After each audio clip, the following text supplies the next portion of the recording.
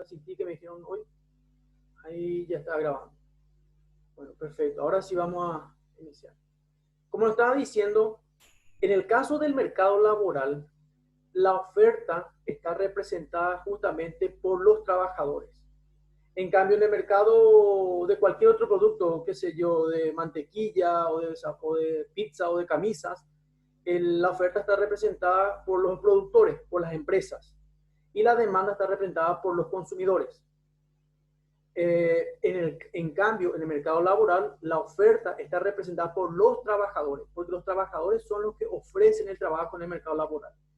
Y dentro de ese grupo, que son los ofertantes, que son los trabajadores, existen dos tipos de trabajadores, lo que son la mano de obra calificada y la mano de obra bruta. Obviamente que la mano de obra calificada implica la especialización del trabajo, y normalmente la mano de obra calificada es la que percibe una mayor retribución de renta por la prestación de sus servicios o de la oferta de su trabajo. En cambio, la mano de obra bruta recibe la menor retribución de la renta o de la riqueza de un país, justamente porque el ejercicio de su trabajo no implica un alto grado de especialización. Básicamente es empírico solamente. ¿Qué quiere decir empírico? No está basado sobre un estudio científico para ser o contador o administrador o ingeniero comercial, sino es un trabajo que está hecho a través de la experiencia y de las repeticiones. Bueno, esa es la oferta laboral. Y por el otro lado está la demanda laboral. ¿Quién demanda trabajo? Las empresas, las unidades productivas. Y en la línea vertical donde establece el precio, hace referencia al nivel del salario, al nivel salarial. Y la línea horizontal hace referencia a la cantidad de trabajadores que figuran en el mercado laboral. Entonces, un punto de equilibrio sería el salario, un punto de equilibrio, donde coinciden las fuerzas de la oferta, que serían los trabajadores, con respecto a la demanda que representarían las empresas. Y se establece un salario de equilibrio. ¿Qué tal? ¿Vamos bien hasta ahí? ¿No hay ninguna dificultad? Ustedes hicieron algunas preguntas, mientras hicieron su cuestionario, ¿hay algún punto que le haya llamado la atención, que por ahí no le haya resultado muy claro? Porque esta clase es justamente para que cerremos la unidad 5 y para que ustedes me bombardeen con preguntas de las cosas que por ahí no les fue muy claro. ¿Tuvieron alguna dificultad en alguno de los cuestionarios de la unidad 5?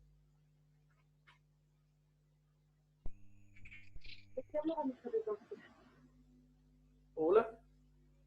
¿Alguien tuvo alguna dificultad en alguna pregunta que le haya costado?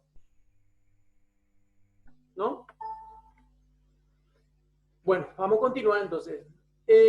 Vamos a establecer un poquitito acá el concepto de lo que es la renta y lo que es vamos a hablar de lo que es la renta y lo que es la riqueza. Vamos aquí un poquito. ¿Qué es la riqueza? Para tratar de ver si por ahí no hay alguna dificultad en el concepto. La riqueza básicamente está compuesto por los activos que posee una persona o que posee una empresa o que posee inclusive un país. Usted está dando introducción a la contabilidad.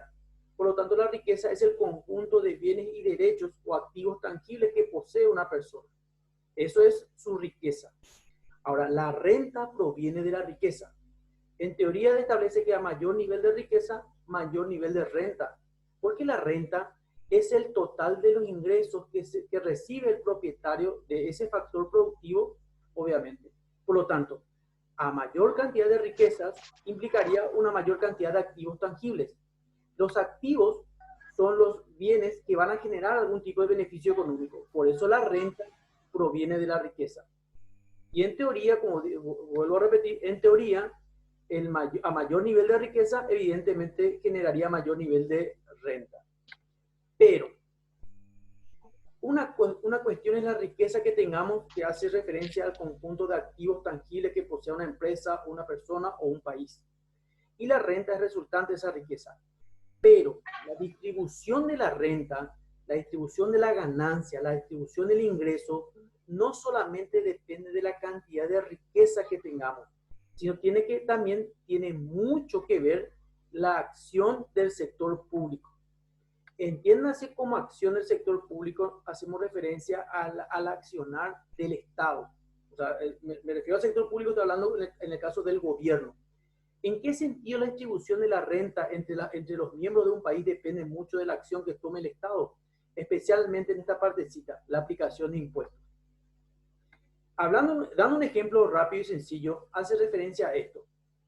En teoría, lo que el fruto de mi accionar comercial desde el 1 de enero al 31 de diciembre generaría toda mi actividad comercial y empresarial, mercantil. Ahora, ¿por qué yo hablo todos los días de mi negocio? Estoy trabajando todos los días de mi negocio para generar una utilidad, generar una ganancia o una renta, también le podemos decir. El tema es que toda la ganancia que yo gano durante todo el año no me corresponde solamente a mí. ¿Por qué? Dentro de esa ganancia, yo tengo que pagar también mis compromisos o mis obligaciones operativas. Por ejemplo, los gastos administrativos que tengo en mi empresa, los gastos financieros, qué sé yo, intereses que tenga con respecto a un préstamo que hice, tengo que pagar sueldos, salarios, tengo que pagar los compromisos con mis proveedores, etc. Bueno, me queda un remanente. Ese remanente es mi renta. Pero, ¿qué papel juega con los impuestos? Ustedes saben muy bien que existe la aplicación de una tasa impositiva que es el impuesto a la renta. Por eso dice impuesto a la renta, impuesto a la ganancia, el impuesto al ingreso. Entonces, vamos a suponer que yo gané 100 millones de guaraníes durante el año, pero tuve un costo operativo de 80 millones. Ahí entra salario, agua, luz, teléfono, alquiler, todo lo que ustedes quieran. Por lo tanto, mi ganancia es de 20 millones. Vendí por 100, gasté por 80 durante todo el año, me queda 20. Pero los 20 millones no es, aunque sea mi renta, no es mi renta neta. ¿Por qué no es mi renta neta? Porque la distribución de la renta, dentro de la distribución de la renta de una persona, de un país, también depende del accionar político, del público, del Estado. Y especialmente a través de la aplicación de impuestos. Esos 20 millones, yo tengo que descontarle el gravamen impositivo correspondiente al impuesto a la renta. ¿Alguien sabe cuánto es la tasa del impuesto a la renta de nuestro país? ¿Alguien sabe? Porque usted está dando introducción a la contabilidad también. ¿Alguien tiene idea de cuánto pagamos impuesto a la renta? No sería, hola, profe, ¿qué tal? ¿Qué ¿No tal? sería el 10%? Correcto, el 10%. Entonces, esos 20 millones no son neto mi renta. Yo tengo que aplicar el descuento del 10% concepto de impuesto a la renta, que sigue 20 menos 2 millones, 18 millones nomás es mi renta. Esa es mi renta neta real. Por eso dice que la distribución de la renta depende mucho del accionar del sector público del Estado. ¿Y por qué el Estado se tiene que quedar con 10% de mi ganancia si fui yo el que abrí todos los días mi negocio, yo fui el que trabajó? Porque a través de la renta se invierte en gasto público. Por ejemplo, usted donde están estudiando en este momento es una universidad pública.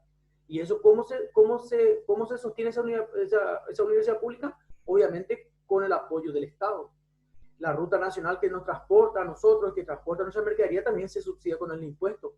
Un colegio público, un hospital, etcétera. Entonces es muy importante. Algo que yo voy avanzando, yo quiero que ustedes me digan, bueno, esta parte no entendí, profesor, y ustedes no hay ningún problema. Este es el momento para que nosotros aclaremos todo lo que tengamos duda con respecto a esta unidad 5. ¿Vamos bien hasta acá?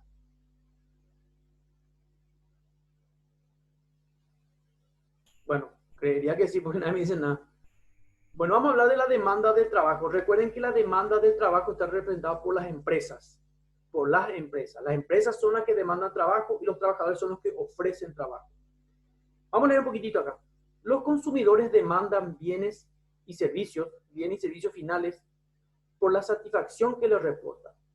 Sin embargo, las empresas no pagan por los factores productivos porque les reportan satisfacción, sino que de cara a la producción, o sea, con el interés de la producción que posiblemente me generaría a mí ese factor productivo. Un ejemplo sencillo.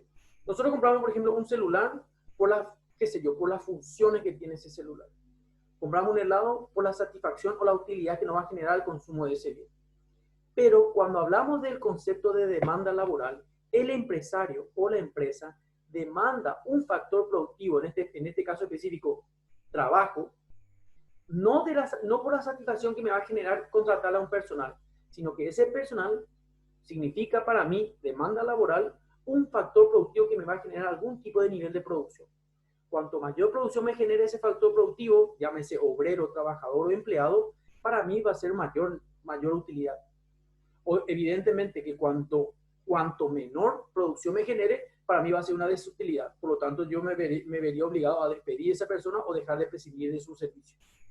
Por eso dice acá Francisco Mochón, en su libro de economía, por ello se dice que la demanda de los factores es una demanda derivada de los bienes y servicios en cuya producción intervienen estos.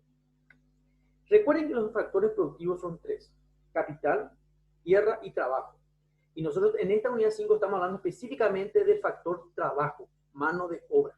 Por eso vamos a hablar de desempleo y vamos a hablar de la remuneración, y etcétera, etcétera, etcétera. Vamos avanzando. ¿Cuál es el nivel óptimo de empleo para el empresario? ¿Cuál es el nivel óptimo? Lo mejor, ¿cuál es el mejor nivel? Porque hay una cuestión muy importante. Contratar personal por contratar a veces no es efectivo para el empresario. ¿Por qué? Porque podemos estar contratando personal de más que no genera la producción óptima. Pero igual tenés que estar pagando el salario. Entonces eso generaría una pérdida para el empresario. Perfecto.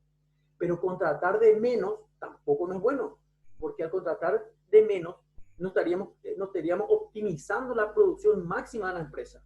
¿Por qué? Porque tendríamos menos cantidad de operarios, de empleados, de trabajadores, y por lo tanto no generaríamos el máximo potencial.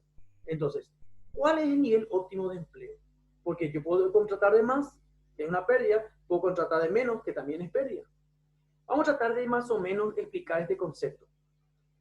El empresario, para poder determinar, para poder deducir, para poder decidir cuál es el nivel óptimo de empleo, es decir, como dice muy bien ahí, el nivel de producción que maximiza su ganancia, que maximiza su beneficio, tiene que pensar no en forma totalitaria, sino tiene que pensar en forma marginal o en forma marginalmente. Lanzo una pregunta. Así como satisfacción significa utilidad o viceversa, utilidad significa satisfacción en economía, ¿qué significa marginal? Porque en la unidad 4 ya se toca el tema de marginal. ¿Qué quiere decir marginal en economía? Recuerden que yo le había dicho, no es un concepto social, no es marginado, no es apartado. Marginal en economía, ¿qué significa? ¿Algo adicional? Correcto, exactamente. Entonces, muy bien. Entonces, el empresario, recuerden que el empresario que contrata de más personal, más de lo que necesita, es pérdida. Si contrata menos personal de lo que en realidad necesita, también es pérdida. Entonces, para poder razonar cuál es el nivel óptimo, él tiene que pensar adicionalmente, marginalmente. O sea que por cada empleado que yo contrate, ¿cuánto va a ser el beneficio, la ganancia que me va a generar en forma adicional? ¿Entienden? Eso es lo que nosotros tenemos que analizar. Es decir, acá, deberá averiguar este empresario si el costo de utilizar una unidad más de trabajo, ¿qué es el costo? El salario que voy a tener que pagar por contratar un personal más, dice acá, y por eso dice acá, y el salario que se paga por esta unidad adicional de factor, que hace referencia al trabajador, ¿es mayor o es menor al ingreso derivado de tener una mayor producción, resultado de tener una unidad adicional de trabajador? Voy a tratar porque esto es texto copiado del libro de Francisco Mochón. Pero ustedes tienen que entender qué significa esto. ¿Esto qué quiere decir? El empresario, cuando está produciendo y está teniendo un grupo de trabajadores, lo primero que piensa es, ¿y si contrato más gente para que trabaje? Porque si contrato más gente que trabaje, estamos hablando de factor trabajo adicional o marginal también se dice. Cada unidad de factor marginal o cada empleado adicional que metemos en la empresa se supone que va a generar una producción adicional también. Pero no tenemos que olvidar que cada factor de producción adicional, aparte de generar una producción adicional, también representa un costo adicional porque tenés que pagarle también un sueldo. Entonces, lo que vos tenés que analizar como empresario es determinar si la producción adicional justifica al costo adicional. Si la producción adicional es de cierto volumen, pero el costo de producir ese producto más, porque contrataste un personal más, es igual a tu costo, entonces no tiene sentido. Se supone que la producción tiene que ser mucho más alta que el propio costo para que se justifique la ganancia. ¿Entienden? Entonces, acá le voy a mostrar este gráfico, lo que quiero mostrarle a ustedes. Quiero mostrarles este gráfico. ¿Ven con claridad este pequeño cuadro? ¿Todos están viendo con claridad este pequeño cuadro? Sí. Correcto.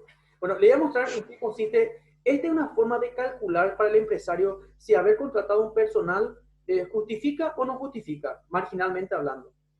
Bueno, esto que ustedes ven acá, este primer dato que ustedes ven acá, este es el número de trabajadores que tenemos en la empresa. Empezamos con 10. Empezamos con 10. Si ustedes miran solamente esta primera columna y esta segunda columna, van a ver que cuando teníamos 10 obreros en la empresa, se establecía un 100 de producción. Entonces, hacemos lo que todo empresario hace. ¿Y si contrato un personal más? Porque en teoría, si yo meto un personal más en la empresa para que trabaje, mayor será la producción. Así tiene que ser, eso es lo normal. Y ocurre eso. Fíjense que acá nosotros hacemos lo siguiente. Ahora tenemos un personal más. Ese personal más se convierte ahora en el 11º, en el número 11. Teníamos 10 el mes pasado, ahora tenemos 11.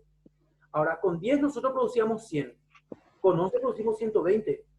Entonces voy a decir, la pucha, subió de 100 a 120 mi producción. Y si meto un personal más, el cual se va a convertir en empleado número 12.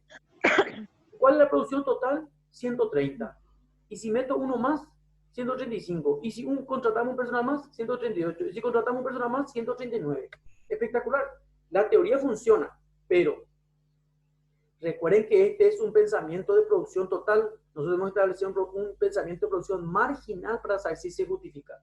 Si vos mirás esto, 10 personal, a la pucha, 100 producción. Ahora yo tengo 50% más de creció, 50% creció mi personal, porque yo tenía 10, ahora tengo 15, quiere decir que tengo 5 más. ¿Cuántos fueron los que pusieron con esos 5 más? 139. O sea, de 100, 139. Excelente. Pero ahora vamos a aplicar la teoría de Francisco Mochón. ¿Cuánto es la diferencia entre la producción total posterior y la anterior? Cuando habíamos metido el siguiente personal con ánimo de producir más y ganar más, por supuesto. 120 menos 100 es 20. ¿Cuánto es la diferencia entre la producción posterior y la anterior? Porque ahora es de la posterior. 130 menos 120 son 10. ¿Cuál es la diferencia entre la producción posterior y la anterior? 5. 3, 1. Entonces, fíjense que nosotros miramos esto y miramos esto. Espectaculares. Pero ahora miramos la producción marginal. 20, 10, 5, 3 y 1. O sea, fue totalmente en forma caída. Una caída libre fue. Bueno. El tema del... puede cerrar. El precio del producto sigue siendo el mismo precio que vos produzcas mucho o produzcas poco, siempre está el mismo precio de tu producto. ¿Cuánto es el precio de tu producto? 100. 10, perdón, 10. 10, 10, 10, 10. Multiplicar la producción marginal por el precio de tu producto y vas a tener el valor de producción marginal. 100, 100, 50, 30 y 10. Ahora, a ese valor de producción marginal tenés que pagar el salario. Y salario siempre pagas 50. A cada persona vos le pagas 50. Este es tu valor de producción marginal por producto. Y este es el salario de tu empleado. De cada empleado. A los 15 le pagas 50, 50, 50, 50, 50. Fíjense la producción marginal, el valor de la producción marginal menos el salario. Te sale 150. Acá está la parte donde quiere llegar todo el empresario. Beneficio, ganancia. Entonces, fíjense, 100 menos el salario, 150. 100 menos el salario que pagan, 50. 50, que es el valor de producción marginal, menos el salario, ya es 0 ya. Acá ya está en pantalla. O sea, acá prácticamente no ganás y no perdés. Hablando mal y pronto de valor. No perdés, pero tampoco ganás. Trabajar por amor al trabajo nomás. ¿Qué pasa acá? Acá el valor de producción marginal ya es 30. Tu costo es mayor. Tu costo es 50. Quiere decir que acá ya es 20 negativo. Acá a partir de, atiendan bien, a partir del 10º empleado, ustedes ya están trabajando a pérdida. Están trabajando a pérdida. Entonces, en este pequeño ejercicio que Francisco Mochón nos muestra, probablemente hasta el 12º empleado nomás era rentable contratar. O sea, nosotros teníamos 10 al comienzo. Contratar un personal, contratar un segundo personal era efectivo o por lo menos sería todavía rentable. A partir del 13º personal ya era trabajar de balde, inclusive esto ya era perder. ¿Se entiende, gente, eso? ¿Qué tal? ¿Se va comprendiendo eso? Sí. A esa persona que esté, por lo menos, que esté abriendo su micrófono, por favor, si alguien me puede decir que apague porque interfiere y se escucha todo un ruido raro. Bueno, vamos, entonces repasemos. ¿Qué tiene que hacer el empresario para poder establecer realmente su nivel óptimo de empleo, el cual le va a llevar a obtener un beneficio real en su empresa? Es razonar marginalmente. No quedarse en el cálculo de producción total, sino que establecer el valor marginal de contratar un empleado marginal para que te genere un beneficio marginal. Por eso vuelvo a repetir, repasemos. Si yo me miro que teníamos 10 empleados y teníamos 100 de producción, y después miro que tenemos 15 personal y tenemos 139 de producción, excelente lo que hice. Pero como ustedes se dan cuenta, la producción marginal es la que te determina en realidad tu rendimiento. Fíjense cómo acá ya iba cayendo. Por eso acá tuvo este resultado.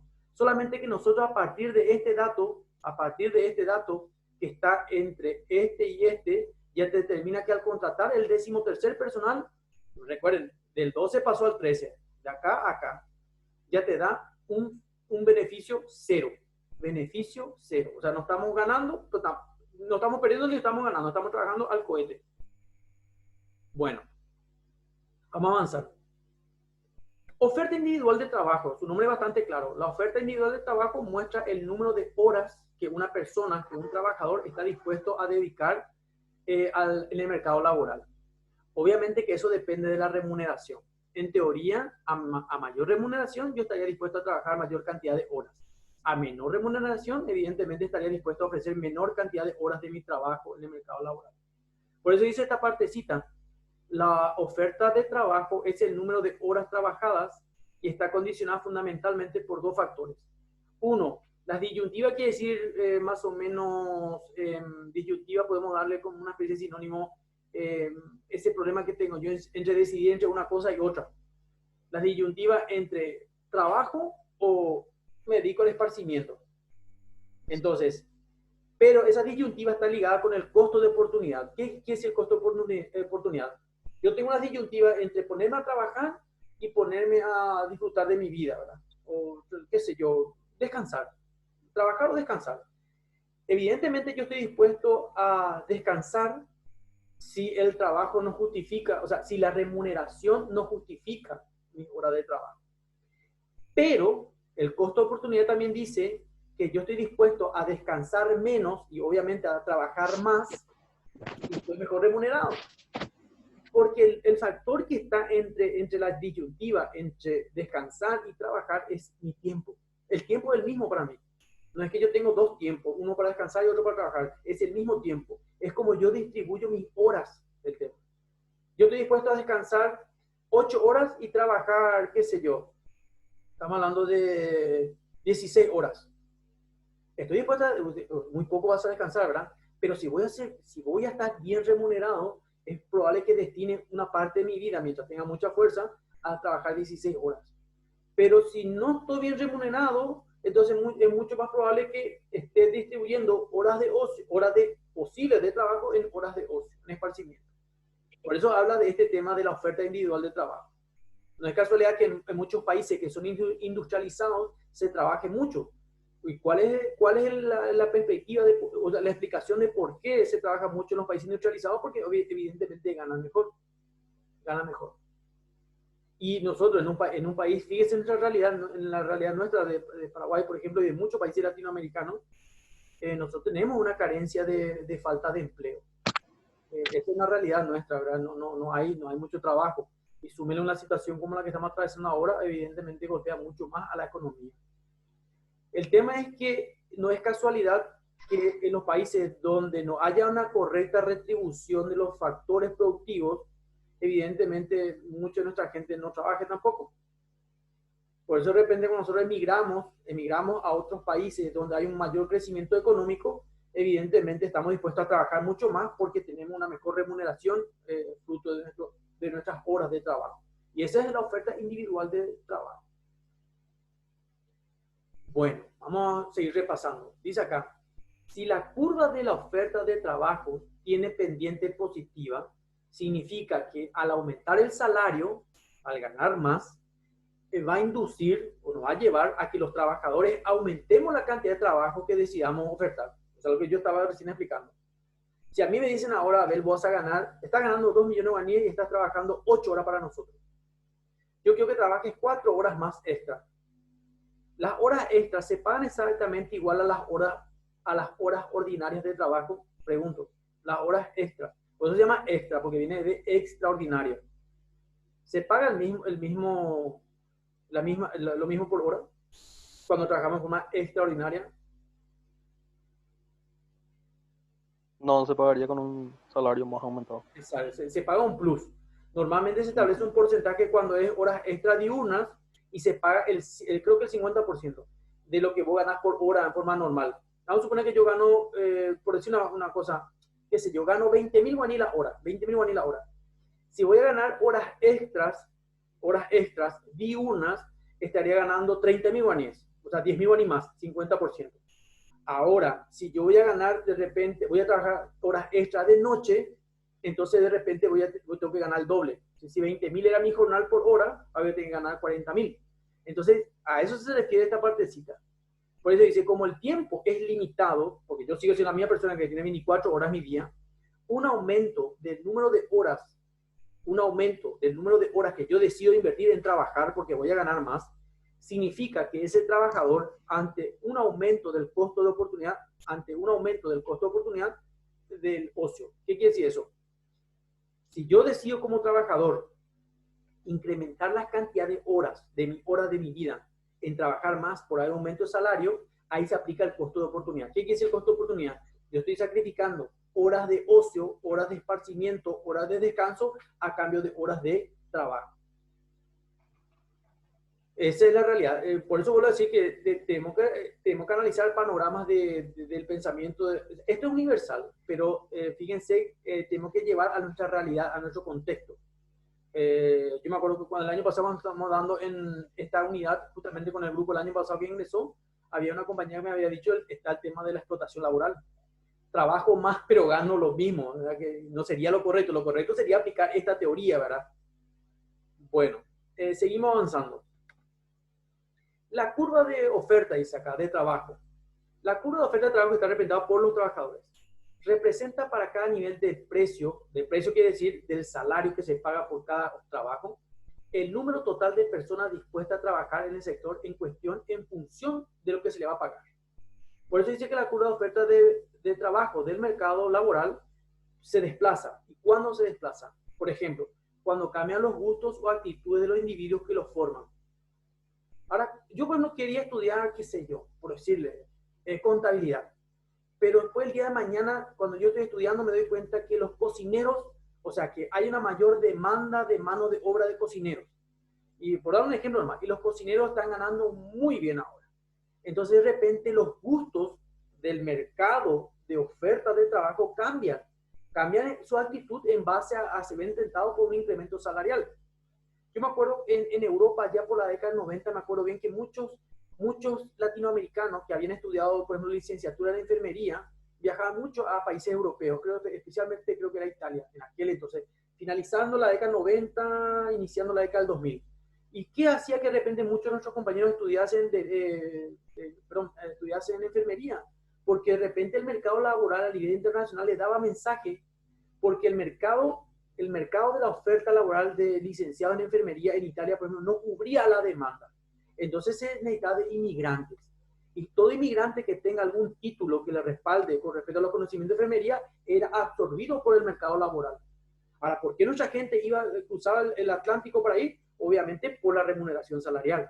Un enfermero, no me acuerdo bien, se había dado un dato estadístico en aquel entonces, un enfermero aquí ganaba, no recuerdo los montos, pero creo que ganaba, por decir, 2 millones de guaraníes, y en Europa ganaba el triple. Entonces, de repente, ¿qué hacía la gente? Estudiaba enfermería y se iba a trabajar, explotaba su servicio, su conocimiento en Europa. Ahora, otro aspecto que podría desplazar también la curva de la oferta de trabajo es cuando se altera el número de trabajadores existentes por factores tales como la inmigración y la inmigración. Pues. Eso también ocurre. También había gente estudiando enfermería en Italia, gente que son autóctonos de la zona, que eran europeos.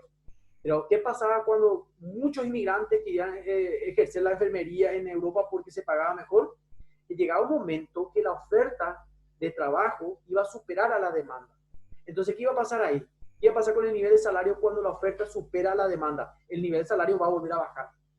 Entonces va a ser que un grupo de gente deje de emigrar, inclusive allá en Europa deje de estudiar enfermería y se dedique a estudiar otra cosa donde analice que obtendría una mayor remuneración salarial. Y otro factor que podría desplazar la curva de oferta de trabajo es cuando cambia el salario de otros mercados de trabajo. Sencillo. Yo estaba estudiando enfermería porque era ese el mensaje que yo veía en Europa, o por lo menos que vi que muchos paraguayos hicieron. De repente empiezo a analizar que de repente que los arquitectos van a ganar más. Entonces yo cambio de carrera. Por eso dice cuando cambia el salario de otros mercados de trabajo. Bueno, me dedico ahora a la construcción, porque en la construcción se paga bien ahora. Entonces empiezo a ofrecer ese servicio. El mercado laboral es muy cambiante. Todo está determinado en base a lo que se pague, el salario. Por eso es muy importante el salario. Si ustedes quieren gente, yo no sé si ustedes quieren de repente, no estaría interesado en hacer una segunda clase, ¿les parece bien? Por ahí si no nos alcanza el tiempo, digo. Por lo menos nosotros poquito que estamos trabajando, ¿les parece bien? Sí, profe, está bien. ¿Está bien? Sí, profe. El tema es que la unidad 5, vamos a cerrar ya hoy la unidad 5, y yo no sé si ustedes tienen su cuestionario a mano, yo no sé si ustedes leyeron, porque no me están haciendo ninguna pregunta. Y eso me lleva a dos análisis. O entendieron perfectamente la unidad 5 o no leyeron y me están escuchando nomás. Entonces lo que yo quiero es que tengamos una segunda clase donde ustedes puedan hacerme preguntas, podamos hacer un repaso otra vez de nuevo y podamos, cualquier cosita que quede en la duda, podamos aclarar. Porque después ya el sábado vamos a arrancar con todo ya la unidad 6. La unidad 6 habla de lo que es la macroeconomía y la microeconomía. Que yo les sugiero, recuerden que lo que yo siempre les digo en cada clase, ustedes tienen el material, incluso tienen el material resumido, ya que los compañeros de años anteriores habían preparado, tienen el anexado del programa, tienen los títulos de lo que nosotros vamos a estudiar en cada unidad, y también hay cuestionario de preguntas que yo ya preparé en los años anteriores para los compañeros de probatorio. O sea que el programa no cambió hace 3 años, el mismo programa. Entonces, yo sé que algunos compañeros que tienen esa batería de preguntas que yo ya había preparado en años anteriores. Lo que yo quiero es que ustedes siempre estén adelantados a mí una clase, una unidad. Entonces, cuando yo doy clase con ustedes me puedan, todas esas cositas que no queda claro o que les cuesta comprender, me pregunten y yo obviamente tengamos que trabajar, interactuar, para que yo les saque cualquier duda y ustedes puedan tener un panorama más claro cuando estudien solos para el examen. ¿Qué les pareció la prueba sumativa? A mí parece que rindió demasiado bien todo y estoy muy contento por eso. ¿Alguien tuvo alguna dificultad para responder las preguntas? Pero me refiero a la parte tecnológica, me refiero a la parte del conocimiento. ¿No les costó mucho deducir la respuesta?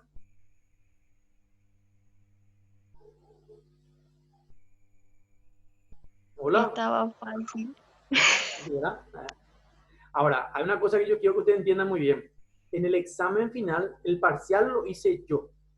Absolutamente yo. Cada profesor hace el parcial en base al más o menos a lo que explicó, a la unidad que desarrolló. Entonces tenemos cierta autonomía. Pero en el examen final, todos los profesores, como yo les expliqué a ustedes, todos los profesores de la materia se reúnen y hacen todos una sola batería de preguntas. Porque esa noche que ustedes estén rindiendo economía, van a estar rindiendo los alumnos de Encarnación, van a estar los de Cornel Bogado, van a estar los de Natalio, todos van a estar rindiendo simultáneamente la misma materia. Entonces, en economía somos 5 profesores, y se va a hacer una batería de 30 preguntas otra vez. Quiere decir que cada profesor va a hacer 6 preguntas nomás. Dentro de 30 preguntas va a haber 6 mías nomás. Y después las otras van a ser de otros profesores. Y así en cada filial, por supuesto. Siempre en base al mismo programa. Pero yo quiero que ustedes estudien mejor para este examen final. Va a ser solamente 60 minutos, según lo que yo estaba leyendo en el reglamento. y va a ser una sola oportunidad. Entonces quiero que estudien más. No quiero ahora que el sumativo fue muy fácil y el examen va a ser así otra vez. Entonces quiero que estudien y va a ser obviamente todas las unidades ya, hasta donde desarrollemos. Tiene que ser hasta la unidad 8 por supuesto. Bueno, si les parece bien, vamos a tomar un pequeño descanso. ¿Y qué les parece si dentro de más o menos 20 minutos, media hora más tardar, hacemos una reunión más para finiquitar toda esta partecita y ya cerramos? ¿Les parece bien? ¿Dejamos así? Sí, profe, está bien. Dale, yo ya Sí. y dentro de 20 minutos o media hora nos volvemos a encontrar. Dale, quedamos así, nos vemos enseguida. Dale. Bueno.